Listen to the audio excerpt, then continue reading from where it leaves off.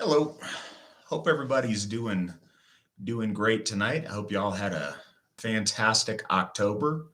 I know that I did, and I know that the AFA sure did.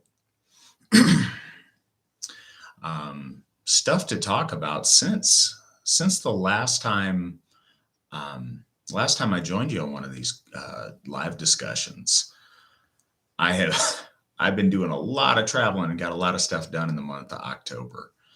Um, I was lucky enough that I celebrated three winter nights in 3 weeks with three DCR bloats, all of which were very powerful. I want to thank the Githyas of the Astru Folk Assembly for performing those. I believe all of our Githyas performed performed one of those DCR bloats for the Winter Nights gatherings and really brought the power of our female ancestors to us. Very, very thankful for that. At Odenshoff, Githia McNallen did an amazing DCR bloat that was beautiful and powerful. At Winter Nights in the Poconos, Githia Clifford or Githia Katie Erickson did a fantastic, probably her best yet, I think. DCR bloat. There's a lot of theatrical elements to it. It was really beautiful. And then at Baldershoff, Githia now plurred and Witten Callahan did a just a fantastic DCR bloat. It really moved me, that one. So it's a really powerful time of year. Some of you may not know what we're talking about. In October and on into the fall, we start off by celebrating Winter Nights. And we believe that, in the fall and through to the springtime, in that part of the year, the veil between the worlds, the veil between the living and the dead is much thinner. This time of year where it's easier for us to make contact with our ancestors and for our ancestors to make contact with us. And that's really powerfully demonstrated by the DCR bloat. And the DCR are our female ancestors. And doing bloat to them and inviting them to be with us, some of the most powerful times I've ever had in Asatru. So we got that going on. Winter Nights this year, Winter Nights 10. This is the 10th year that we've celebrated Winter Nights at Camp Natimus in the Poconos in Pennsylvania. It's a neat time of reflection.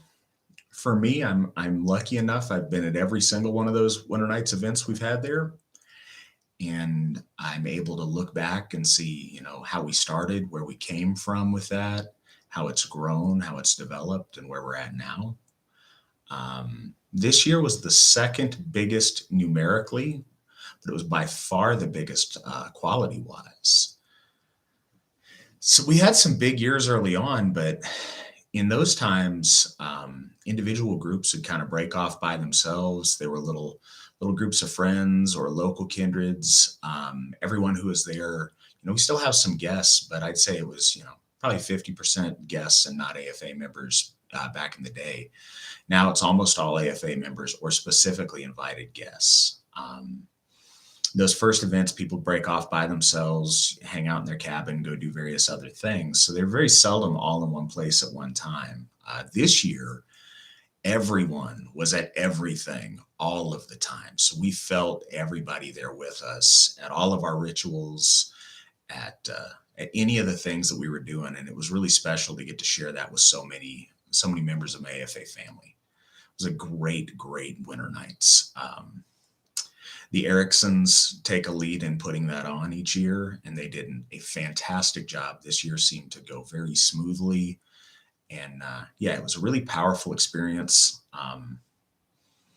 I look forward to it every year. I love it. And looking back on it, just to see where we come from.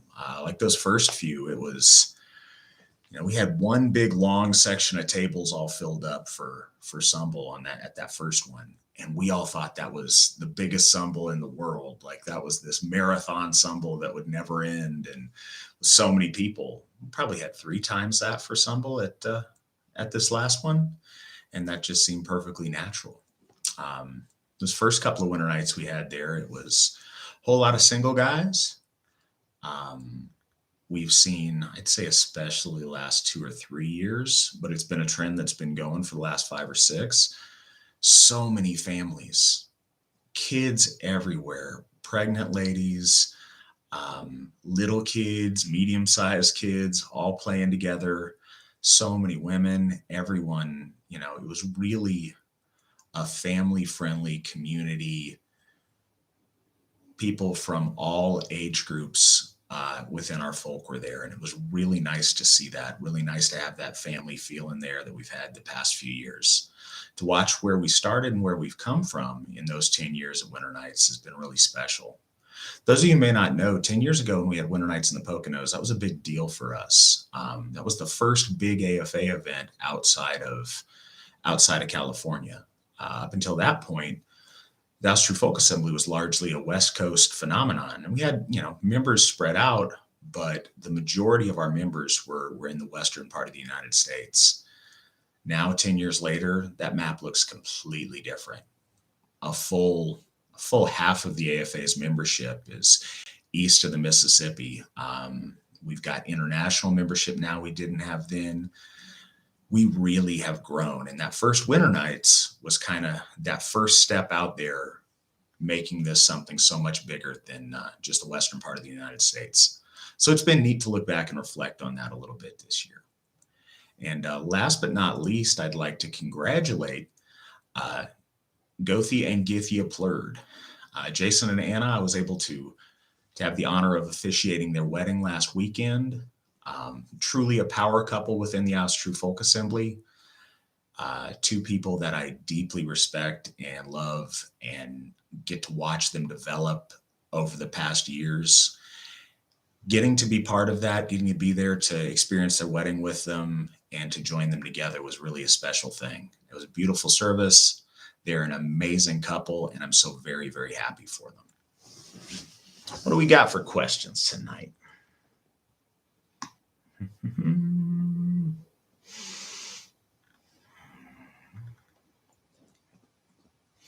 As Joel points out, in Missouri this next week, we've got Feast of the Einherjar. It's kind of a regional AFA event, but we got people coming from all over the country. It's going to be a pretty big one. It's going to be really nice. I'm looking forward to it. So if you guys can make it out this next weekend here in Missouri, it's going to be, or there in Missouri rather, it's going to be a really nice event, and I'm looking forward to that. Welcome, Rachel. We're glad you're here. We're glad you joined us tonight. These are a lot of fun. At least I think they're a lot of fun. So yeah, we're glad you can make it this evening.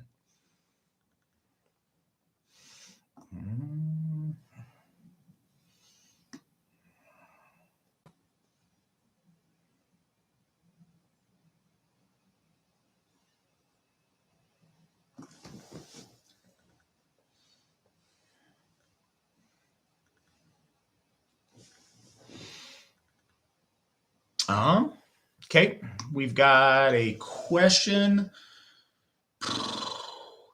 Any thoughts about using the Armanen runes for spiritual applications? Yeah, I think that's great. When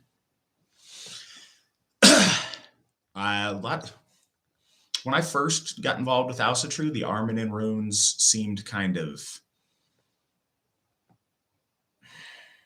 I don't know, inaccessible, or I suffered from a myth that I think a lot of us have in our brain, to where if something's ancient, we tend to think that it's more special or more valid than something more modern.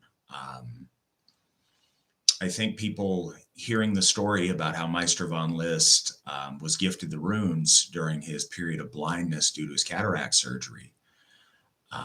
People hear that and it sounds ridiculous, and oh, he's just some blind guy that came up with some crazy stuff.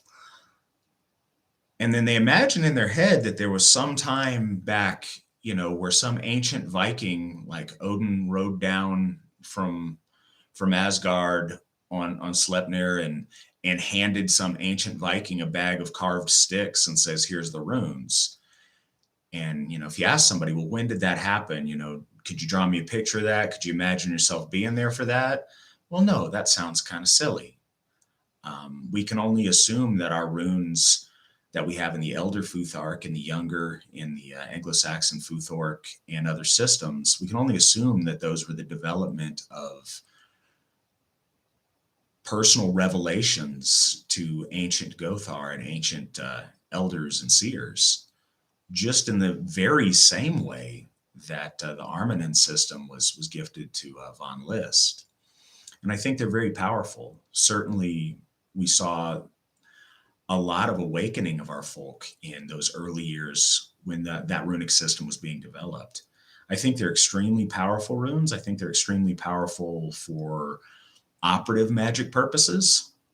I think the Armanen system is much harder to galder. I think they lend themselves less to intonation than the Elder Futhark. But no, I think the Armanen system is very powerful, and I certainly make use of it. I think there's a time and a place for all of our runic systems.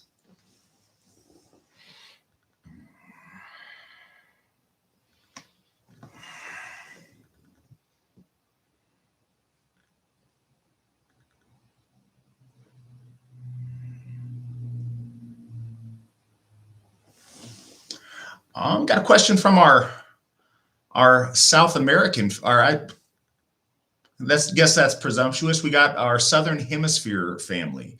Now, for those of you who don't know, the AFA has members. We have one member in South America right now. We have a few members in South Africa, and we have quite a few members in Australia and New Zealand.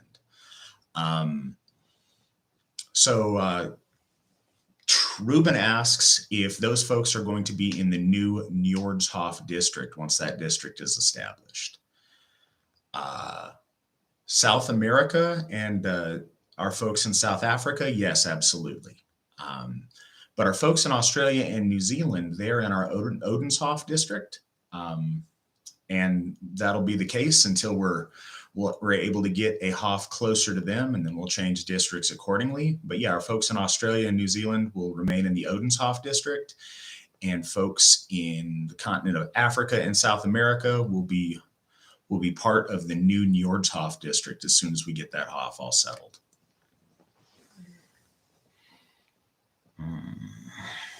I got a request for me to talk a little bit about Queen Sigrid. We're going to be celebrating a day of remembrance. I would encourage you guys all to look her up, sometimes known as Sigrid the Haughty. She is a really interesting example of a woman in her time who was able to bestow and manipulate power structures with kings and powerful men.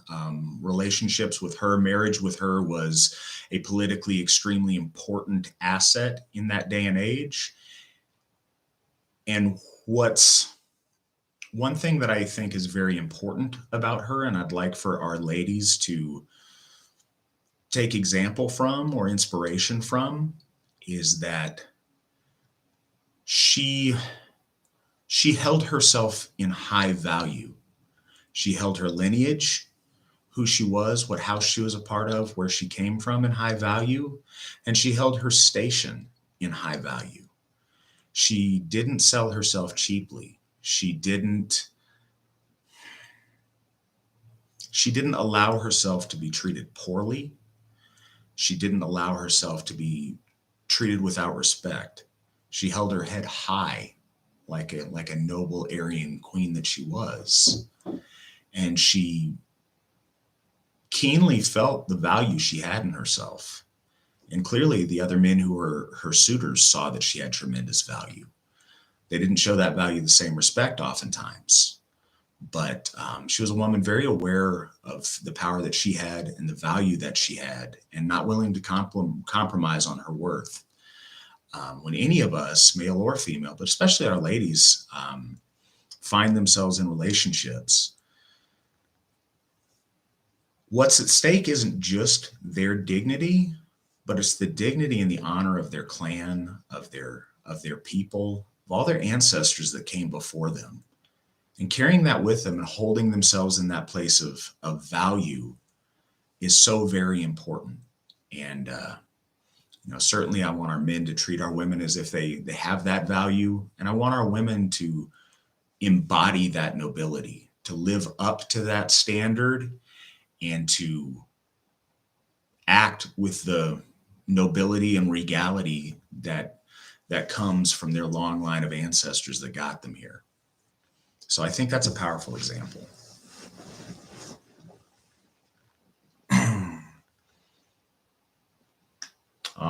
Okay, Rachel asks, updates on Nordhoff. Great things are happening on Nordhoff. It's unfortunate in the world that we live in today that we've got to be a little bit hush hush once we get to super specifics, because we got a lot of enemies out there that would like nothing better than to make that more difficult for us. But no, we've had some very, very good properties come up. We have one of those right now that we are actively engaged in negotiations on. So I'm hoping by next live chat I'll have something really exciting to tell you. Not gonna praise the ice before it's crossed, but I am looking very forward to that. Got a lot of good leads, very excited on it. And like I said, we've got something that we are working on specifically. And that's going to be in the state of Florida. Also with that question is how that's going to affect our current districts. I'll pull up a little map here and forgive me if I leave something out here. It looks like, and this is just an idea, don't hold me to it, but the current plan when the Nordhoff district is in place, well, that would, like I said earlier, be South America, would be Africa, anything that we may have in the Caribbean at some point, would also be Florida, Georgia, Alabama, Mississippi, Louisiana, Arkansas, Oklahoma, and Texas. That's the plan as it looks right now. I realize that Texas and Oklahoma are a little bit far afield, but if you look at our map, that's kind of the best place to put them. But yeah, these districts will change and get cut up as we have, continue to have more Hoffs to our gods. But that's what the new Nordhoff district is looking like at this point.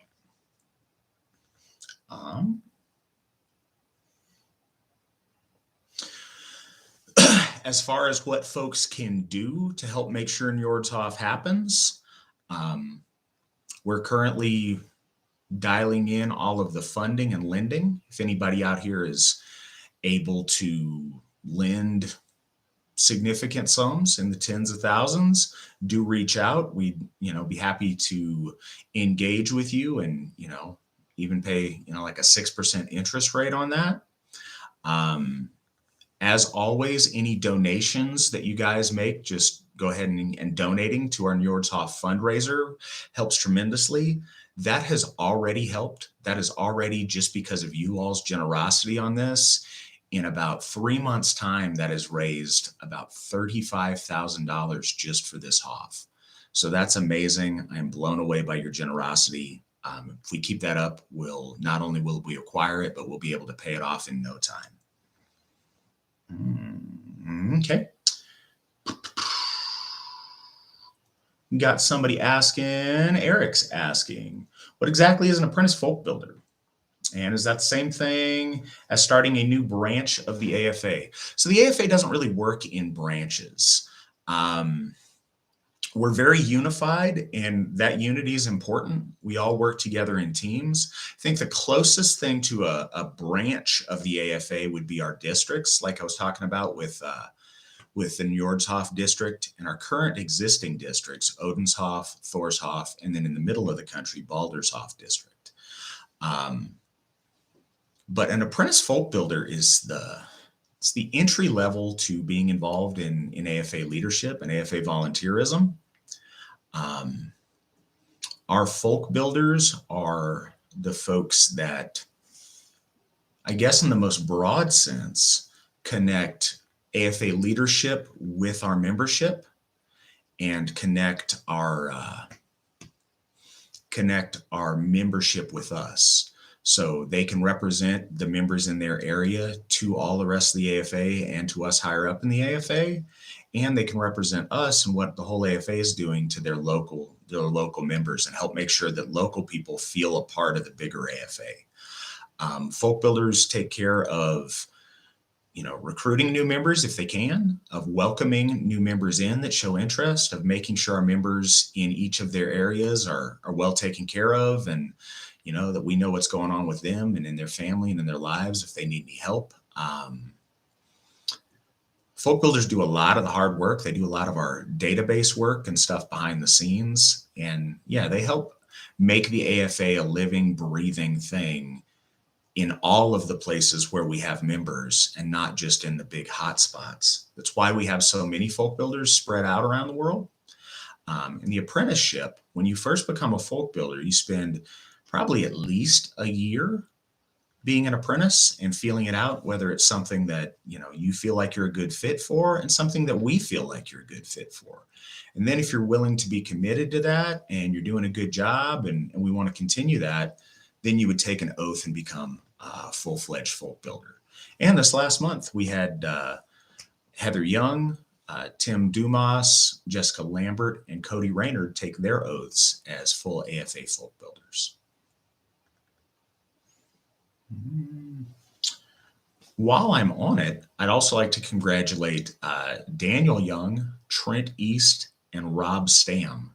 They are your new Gothies, newly ordained, official and recognized priests of our gods and goddesses within the Austrue Folk Assembly. These gentlemen have worked very hard to earn that and to put in the work and the study and the deep relationship with our gods in order to have that in their life and to rise to that position. I'm so very, very impressed with all three of these gentlemen, and I'm excited that they get to serve as priests and help our AFA family in the ways that they do.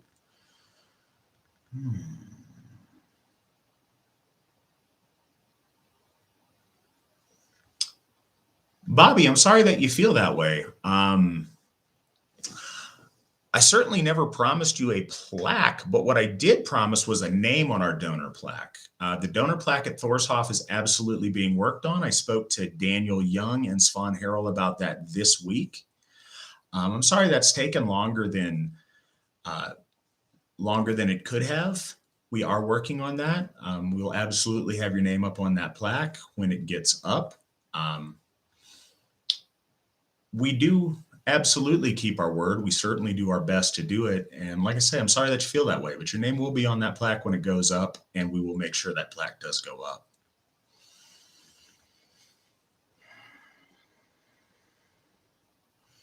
We do not have a kindred in the Las Vegas area at present. We would love to see one there.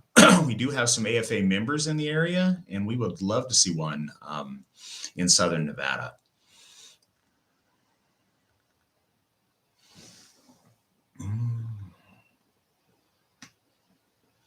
Ruben asks a question about Murdoch and how things are at Baldershoff. Wants to know if we're still the boogeymen after all the initial turmoil or if things have quieted down. If you are external fake news media, we're still the evil, scary boogeyman, and fake news continues to do what they do and tell an inaccurate story.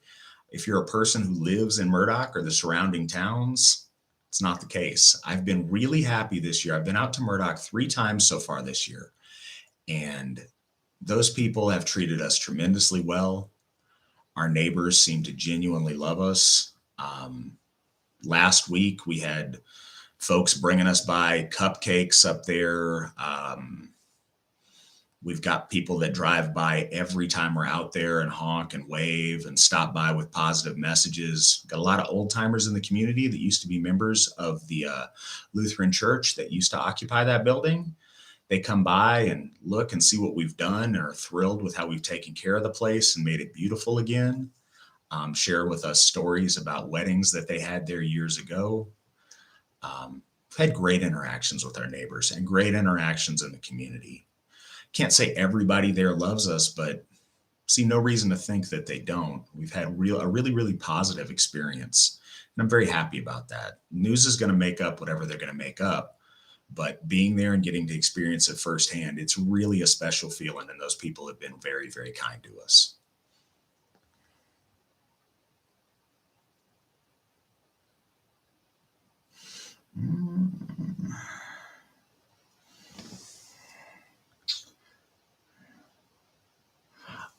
Okay.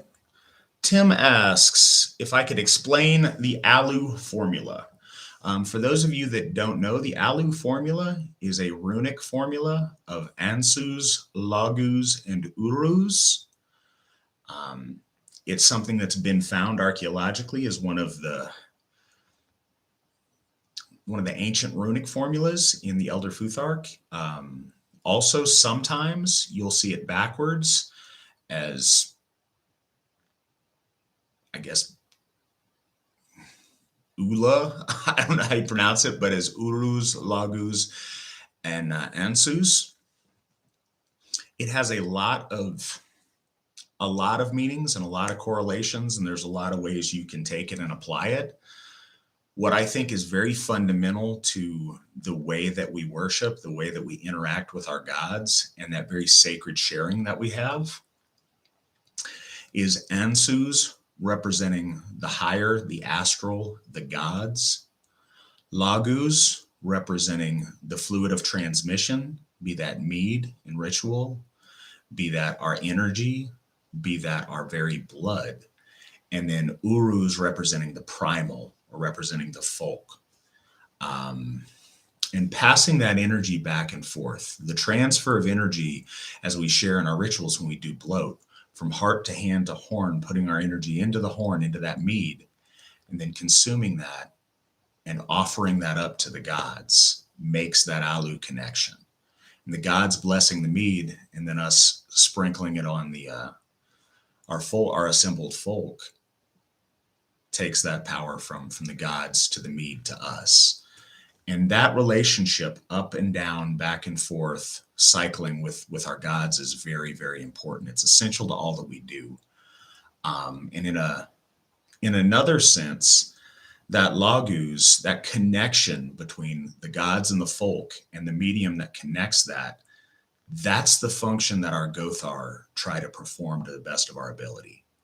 On our Gothar ring, I've got a circle around it of Ansus, Lagus, Urus, Lagus, Ansus, and so on, repeating forever in a ring, in a circle, because that never-ending cycle of us sharing with the gods and the gods sharing with us to the gods to us, that is the very nature of our religiosity and how we connect to the divine and how we feel the divine in our lives. So it's really significant how we worship. It's also very significant in the role in which our Gothar play for our folk and for our gods.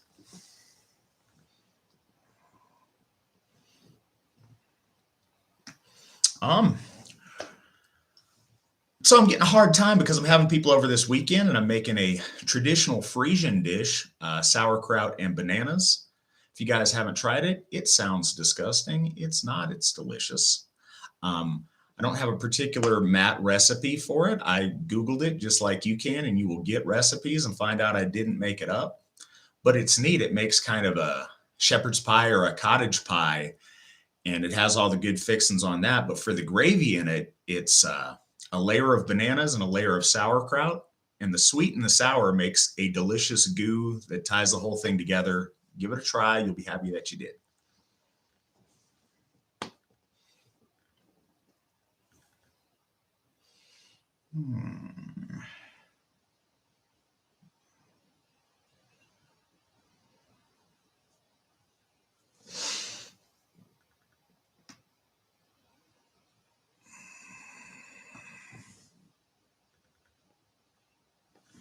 Is there an AFA district within the greater Indianapolis metropolitan area? Or in the state of Wisconsin or in Joplin, Missouri. Not a specific district. No, our districts are based around our HOFs, but we do have kindreds both. We have a kindred in Missouri. We have a very active kindred in Missouri. We have a very active kindred in Wisconsin, and we have a very active kindred in Indiana. I'd have to look on the map and see where it is in relation to Indianapolis. We also have a lot of activity in all the surrounding states around Indiana. We have 2 folk builders in the state of Indiana. So over on the side, hopefully my wife or the other AFA leaders we have on the side can direct you to Melissa Mills, who runs the kindred in Missouri, James Alt, who runs the kindred in Wisconsin, and then John Rock and Zach Cato, who are folk building in Indiana. And hopefully we can get you set up with one or all of those folks, because they'd love to help you get connected with people. Okay, Eric asked, how does one become an apprentice? He just noticed that one of our members, Trevor Sidorenko in Manitoba, Canada, he is our first Canadian folk builder in a very long time. And he just stepped up to be an apprentice folk builder this last week. And he finds that really encouraging. This gentleman, Eric's in Alberta. So cool. Eric, first thing, again, I'm not sure your name or whether you're currently an AFA member or not. You need to be a member. And once you're a member, what you need to do is reach out to myself. And if you are in Alberta, I'm trying to think of the best person for you to reach out to. If you're in Alberta, let's have you reach out to anyone in the Odenshoff district. If you could reach out to either Gothi Joe Rozenik or Githia Sheila McNallen, they can talk to you a little bit about it. We're of the mind that we want to give everybody who wants to try as an apprentice folk builder, we want to give people a shot. If people are excited, they want to build our church, build Ausatru, build what we're doing, we would love to have that help. So if you're interested, reach out to me after this live tonight, or to Sheila, or to Gothi Rozenik. And Matt Flavel, Flavel at runestone.org is my email address. And we'd love to talk to you about that. That's exciting. And thank you for thinking about wanting to help in that way.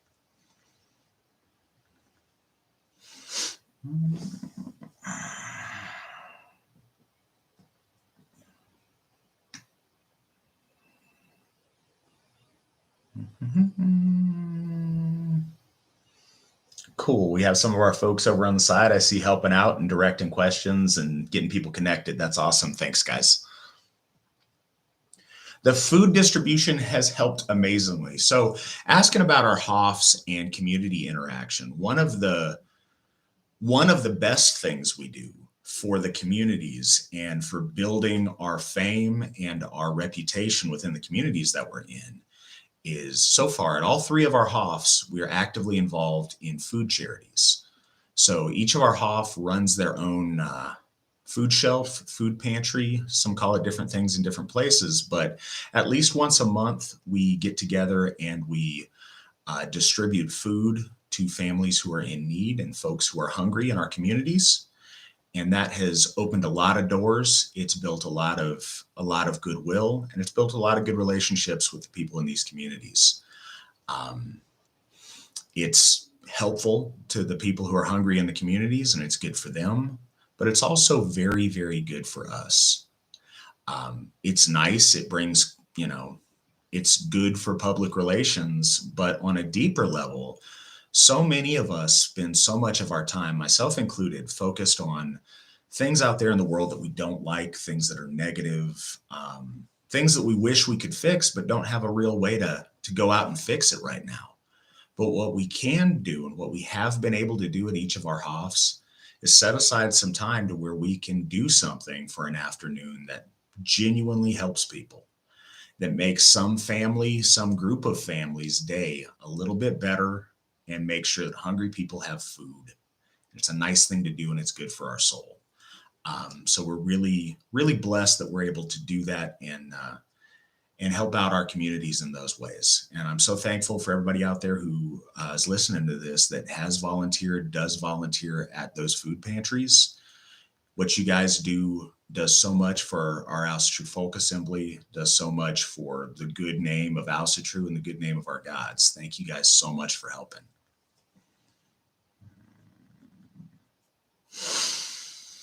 Are there any groups in Arkansas, Texas, or Alaska?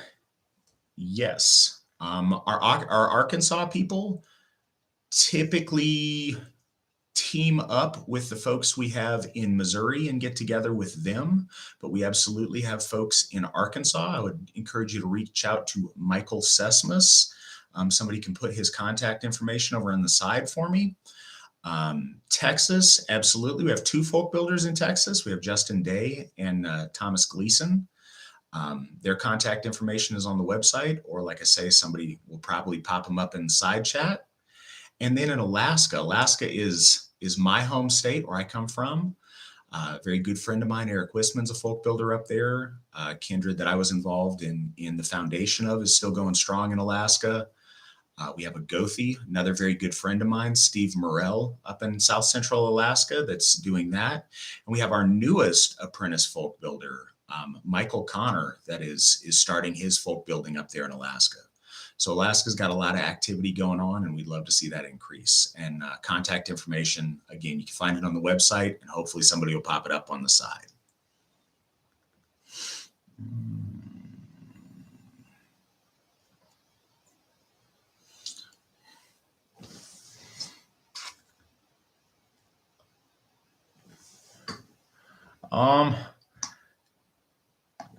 Joel mentions our recent hit piece that The Guardian ran on us. Guardian is probably the most dishonest of media outfits that has done a story on us so far. But they were so silly, and they spent so much time focusing on the universalists that claim Alsa as their faith, but are really kind of silly. One benefit from it that Joel is pointing out on the side is it really made a distinction between us, who we are and what we do, and those other folks that I think look rather silly and rather insincere with the shenanigans that they do. And I think it did a good job of clarifying that there's a very big difference between the two of us. And that's helpful. For anybody that might be concerned because of, the intended damage by the Guardian with their piece, we've gotten multiple members from that so far, and we've got a handful of others that have reached out who are curious, who are interested in becoming members, that all found us because of that particular media outlet's portrayal of us. So even when the media seeks to slander us or to paint us in a dishonest and negative light, we have good things that happen from it. I think that's because of all of the good things that you guys are doing. And I think it's also because of the blessings of our gods. And I really believe that. And I've seen that happen over the years. So that's going on, and I'm happy for that.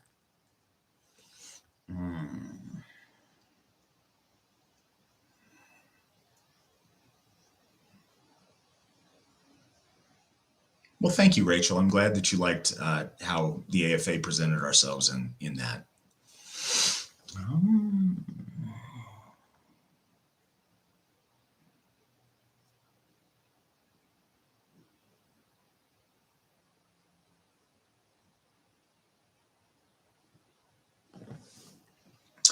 Trying to think, I'm reading Ox's question. He says, I believe in having a strong stance within the realm of self-research in regards of health. I believe well-being on one's will, undeterred by power, is essential as well. Are these thoughts out of line? I hope I'm understanding what you're asking. I think willpower and taking responsibility for our own health is extremely important. I don't think that's out of line at all. I think that extends to certainly to medical things, but also to general health and fitness and healthy lifestyle things.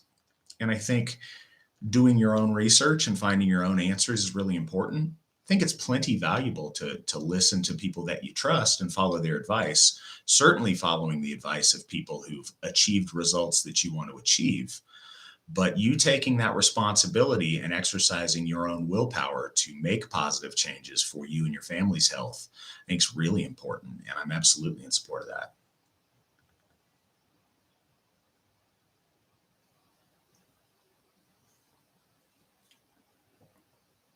Hey, Bobby, first, seriously, I'm really sorry that that plaque's not up yet. That's been a pet peeve of mine that we've been working on, but it's been too slow to come. I really appreciate your donation. I appreciate your helping out. That plaque will be up. As soon as the plaque is up, we will share pictures around of it, and you'll see that your name is on it. And I don't know what more we could say or do that would make you happy with it tonight. But I am sorry it's taken so long, and I promise that plaque will go up. There'll be a plaque with those donors up in all of our Hoffs. I'm sorry one hasn't gone up faster in Thorshoff, but we're doing our best from this day forward to get that up quickly. We're going to see how fast we can get that up because we do want to follow through with that.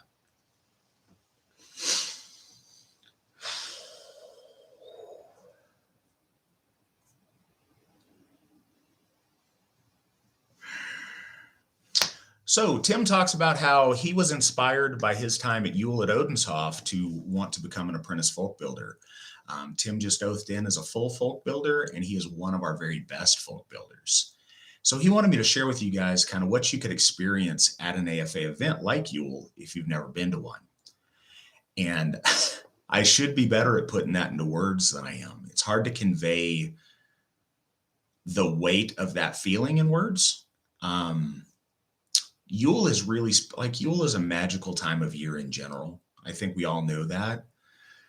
And to celebrate Yule surrounded by our folk in one of our Hoffs dedicated to one of our gods, it's huge. We all know that it's huge, but when you're actually there doing it, then you can really feel the weight of how special that is. I found out it's true in a time where we didn't have Hoffs to our gods. It was kind of a distant dream that maybe we would have one day. Now we have 3. The reality of that, and I know I've said this a lot, the reality of sharing that with my daughter, my wife, and my family getting to spend the holy tides in a Hoff that's full of, I think Odenshoff, usually we get north of 75 people at our Yule event. Sharing that in that very holy place and that time with family, with warmth, with all the beautiful things we've all come to love about Yule. It's hard to put into words, but it touches your heart. It's touching. You watch all those kids playing together. You watch people who've never met each other meet for the first time, and over the course of an afternoon become close friends and family. Being out there and standing in the ritual circle and sharing that celebration with our folk and making those friends and making those connections, to be surrounded by that many people that you consider family and that are close to you it's beautiful beyond words. And I hope you all get to experience Yule at one of our Hoffs this year. We're working very hard to make sure that if you don't, then we'll have a Hoff near you one of these years coming up soon, where you'll be able to share that there. And like I say, if you guys want to drive and you can make it out to one of our Hoffs for Yule, any of them would love to have you there.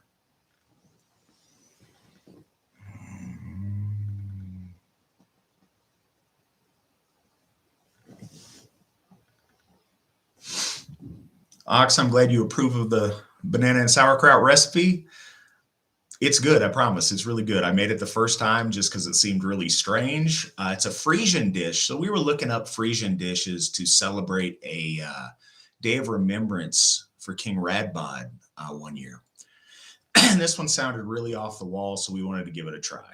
Now, I don't believe in Radbod's day there was bananas in Frisia, but that's come to be a dish over there that they like. So we figured we'd give it a try. And I was really surprised. It's very good. I like it. So I'm fixing to make some more. Mm-hmm. Sorry, guys, looking over here on the side to see what other stuff people have asked or brought up.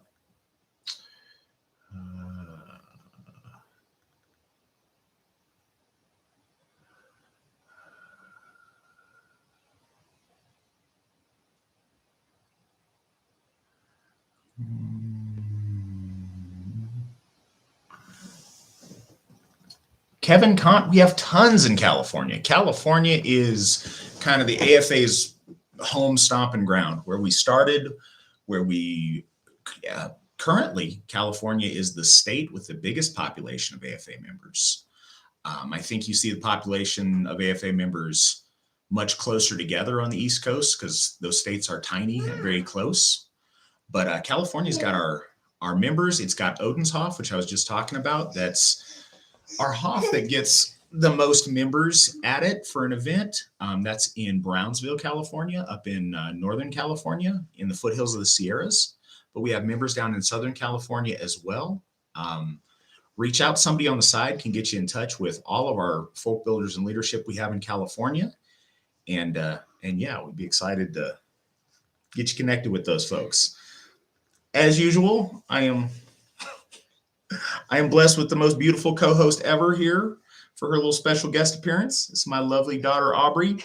She is going to be 19 months old here soon.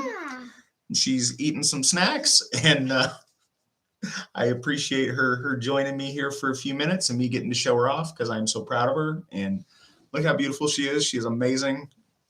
Best baby ever. Don't even try to tell me otherwise.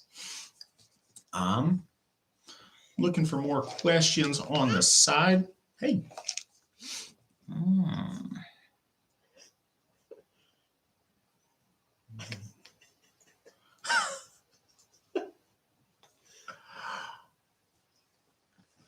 So Cliff asked me a question, and I think he's asking it jokingly, but I think people on the other team would ask it seriously. No, when I was ordained as Alsheri Gothi, I didn't wear a funny homemade headdress thing that looked like it was made out of a box. There was also not an accompanying soundtrack, just so you would know that something ominous or cool was happening.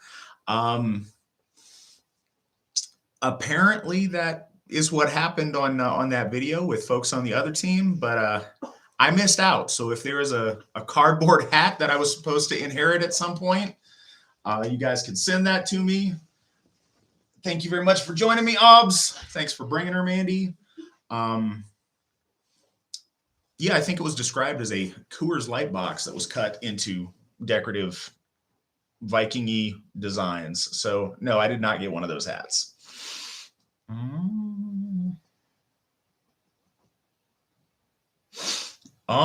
ST, your questions about becoming a member.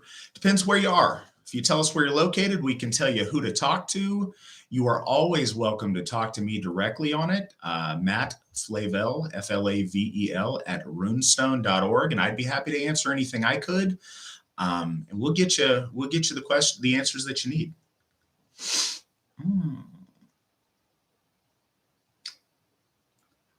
Well, hi, Jill. Please tell your kids that I said hello, and it was good to get to meet them at Winter Nights.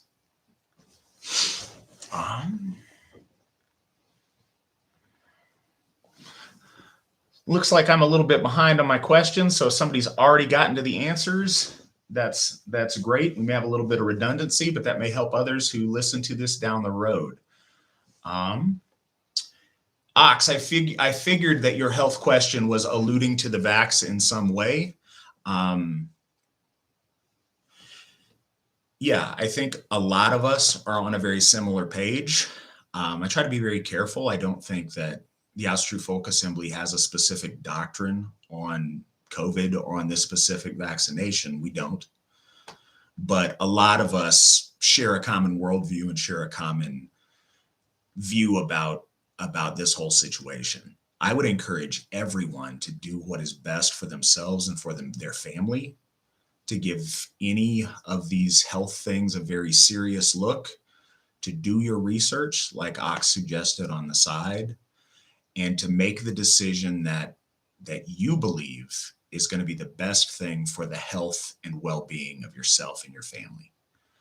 People got to do different things to survive and to maintain their jobs and various other things. I'm not looking to judge anybody on that or to, you know, pressure anybody into doing anything. But I think his point about doing your research and taking your own responsibility in making choices for yourself and your family is very well taken.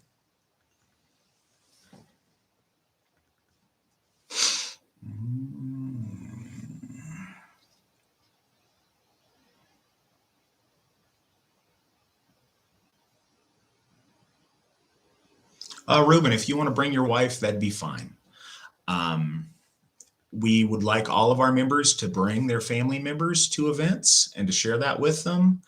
If your wife is a Christian, as long as she's going to be respectful at our events. If she's a committed Christian, she should probably not directly participate in our rituals at the events, but her attending with you and sharing that experience with you, we'd love to have her come to those events.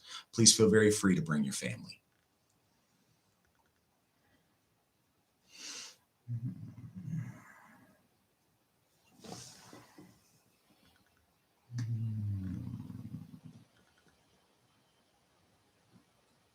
Looks like we got a good musical conversation going in there. I think Joel's got that handled. Joel has got quite an insight into music.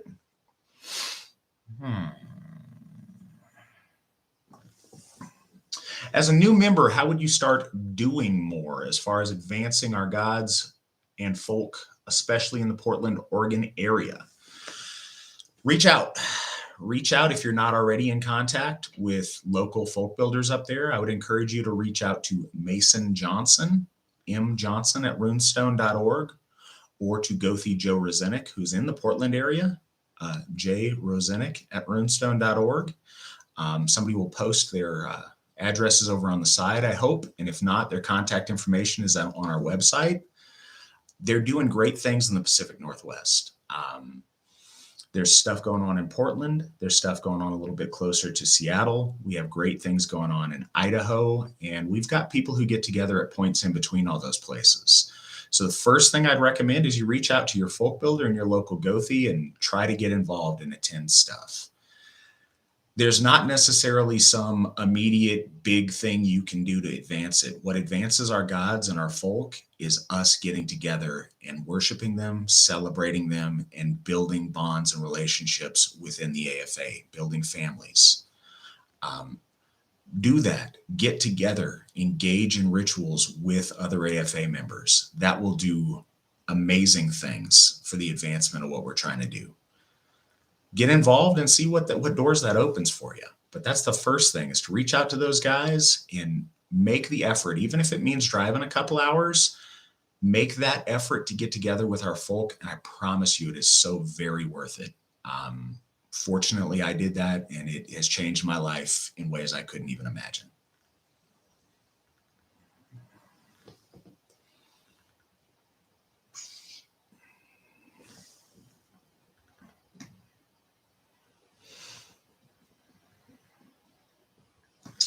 Ruben, I'm not sure what you're asking, if there's a video of.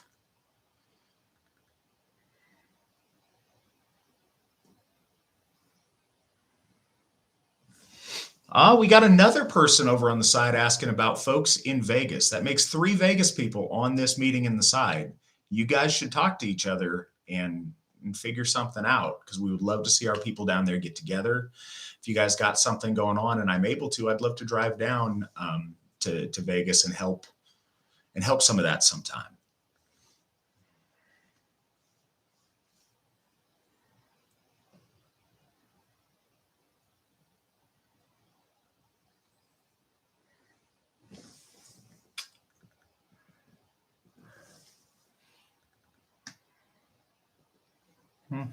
Sorry, guys, just reading up on the questions. Think I'm a little bit behind.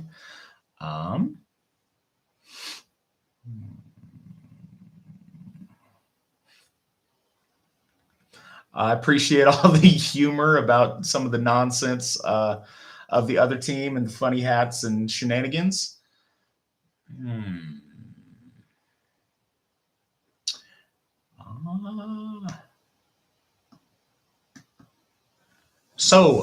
Firebug. Western Washington's got great things going on. We've got Tyler Heinlein and Mason Johnson folk building in the state of Washington in the western side. They're getting together very often and doing great stuff. That's a very vibrant area, and in Pacific Northwest is a place that one of the next couple of Hoffs we're looking to put one in. Your closest physical Hoff is going to be in Brownsville, California, but you've got a very active group of people in your area that I would encourage you to get in contact with, because they're doing a lot of really cool stuff up there, and we would love for you to be able to build those bonds.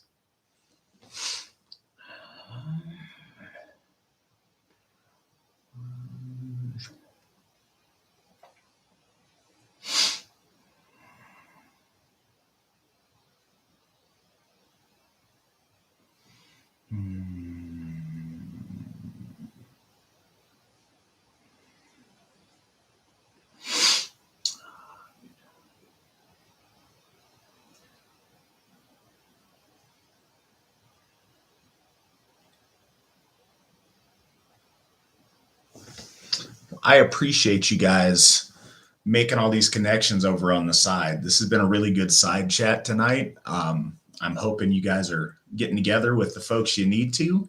Do we have any more questions tonight? Anything you guys would like me to speak on, or any questions you'd like me to answer for you in the last couple of minutes here? If there is, please let me know, and I'd be happy to do what I can.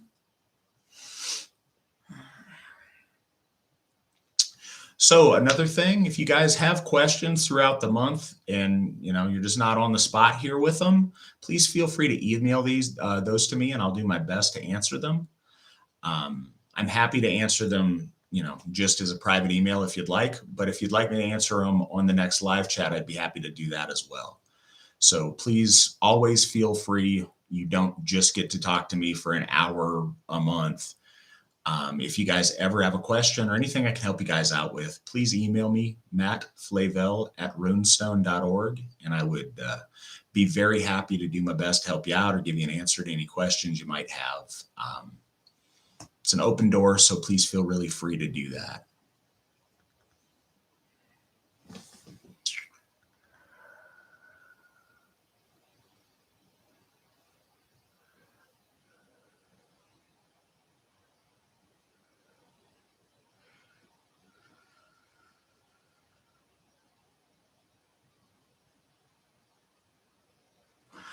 Okay, we've got a couple of questions. So, Feast of the Einherjar, what it entails.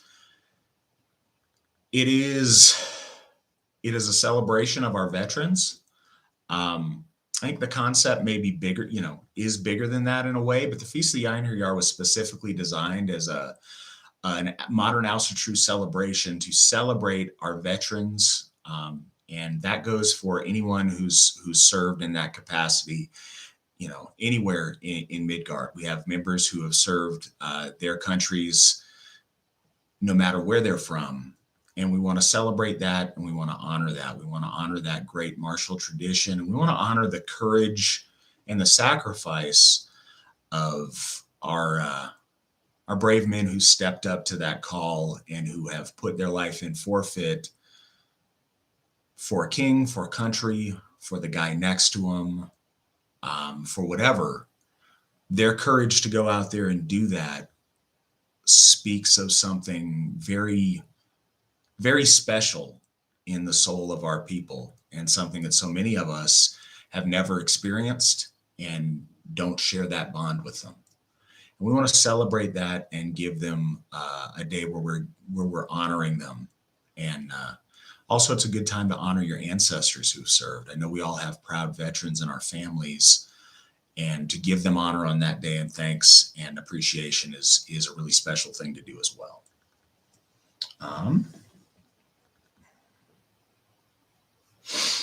As far as Yule stuff within the family at home, for those of you in the United States, and I think this extends to our folk a lot of places, all the things that are fun about Christmas is Yule stuff.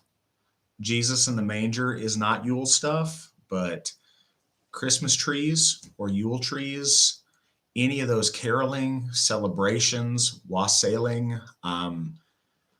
any of the things that culturally we've all loved about Christmas, um, those are all Yule traditions. That's why they resonate so much with our folk soul. Also on this channel where you're watching this right now, we've got loaded up the 12 Days of Yule by our founder, Steve McNallen, where he talks about lighting a candle to one of our values for each of those days. And so I'd encourage you guys to listen to those on the appropriate days, or heck, listen to them now if you want to. We always make sure to listen to those every year during the 12 days of Yuletide. So I would encourage that for your family.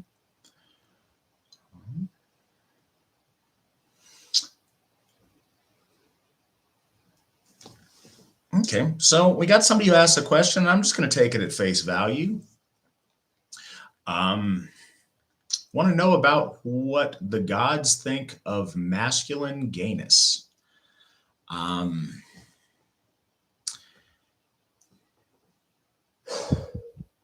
It's not a difficult question, but I'm always hesitant to tell you this is what the gods think.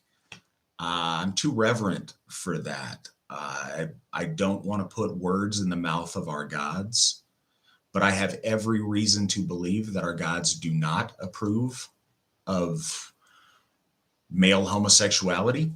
I have every reason to believe that it is against the nature and the way that they've constructed us and the way that they've constructed orderly and healthy Aryan mankind. Within the True Folk Assembly, we don't allow it for a number of reasons. Fundamentally, we think homosexuality is a mental illness, and it's a dangerous one at that. It destroys lives. It sets a very, very bad, very confusing example to our young people. And we want to keep our families safe. And the inclusion of male homosexuals in our family-oriented gatherings would present a risk to our children that I don't feel is appropriate for us to take. So we do not accept homosexuals into the True Folk Assembly, and I do not believe that our gods approve of that in any way, shape, or form.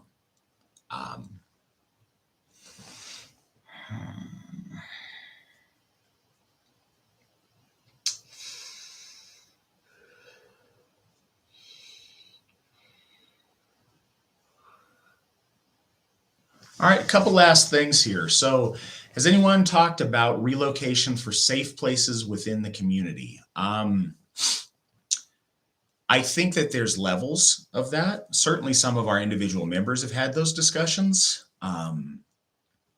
One thing that I would like to see, and this may be a softer example than you're asking, but conceptually, it's really what we're trying to do with the AFA. We're trying to build those safe places being our HOFs.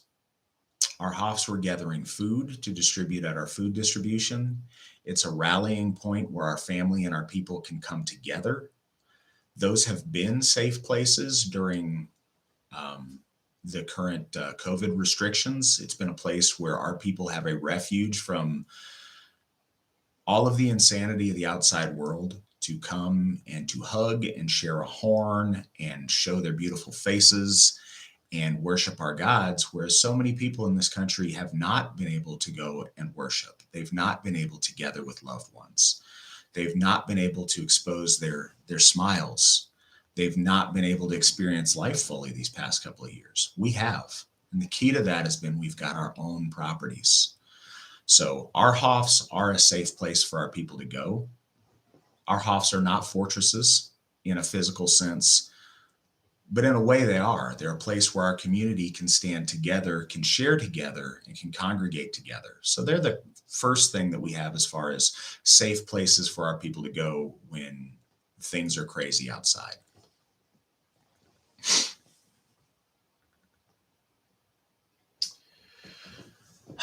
What would I do or what advice do I have about communicating what Alcitrue is about, what the AFA is about, to non-Alcitrue people that you meet in the outside world?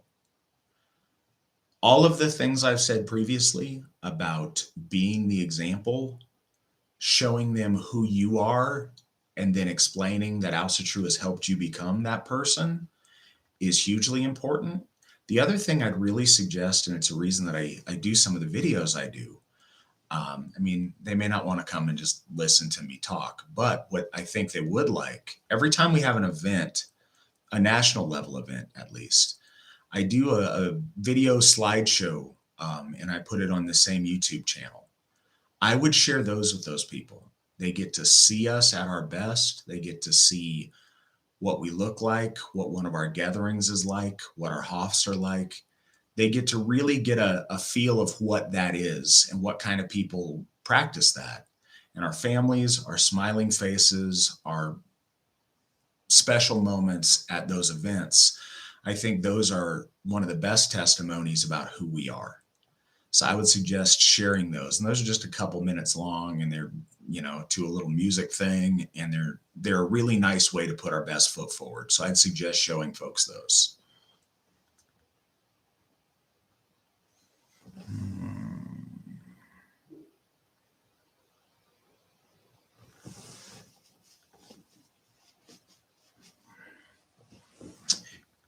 Yes, we will accept donations from folks. However you guys are comfortable donating, we will make that work. We have a question about money orders. We can do that. It's a little bit more hassle on your end and on our end, perhaps, but we appreciate the generosity. And if that's a way folks would like to donate, we are very appreciative, and we'll make that work.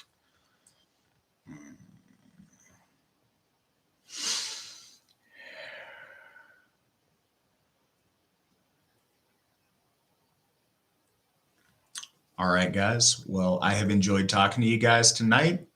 I hope you guys have an amazing November. I hope you guys are spending time connecting with your families, connecting with your ancestors, and participating in Alsa with the rest of us. I hope I get to see you guys at Feast of the Einherjar in Missouri. And yeah, I look forward to talking to you guys again next month. Hail the gods, hail the folk, hail the AFA.